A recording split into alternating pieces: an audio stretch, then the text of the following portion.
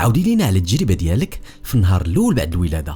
باقا كنعقل على اول مره غادي نشوف فيها بنتي. كنت متحمسه بزاف، ومع السخفه ديال الولاده الاطباء اهتموا بيا وطلبت منهم يحطوا لي اول حاجه بنتي فوق صدري باش هكا تقدر تدفى ونبدا ليها الرضاعه الطبيعيه، حيت كنت قلبت قبل ما نولد على الاهميه ديال ملامسه الجلد للجلد وحتى على البدء المبكر بالرضاعه الطبيعيه. داكشي علاش رضعت بنتي في الساعه الاولى بعد الولاده، واخا دازت عندي ولاده صعيبه صبرت وحاولت نرضعها حيت مهم ليها بزاف.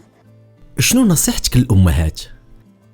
من خلال تجربتي كنصح الامهات سواء ولدوا ولاده طبيعيه ولا ولاده قيصريه انهم يرضعوا بنتهم ولا ولدهم في الساعه الاولى بعد الولاده. هذا الشيء مهم بزاف لصحه الام وحتى المولود ديالها باش يستافد من اللبن اللي كيغذيه ويحميه اولا، وثانيا كيعاون باش تسهل الرضاعه الطبيعيه، خصوصا انها كلها منافع ومهمه للنمو ديال المولود ديالها، وهذا الشيء كيعاون ايضا في توثيق الرابط العاطفي بكري بيناتهم.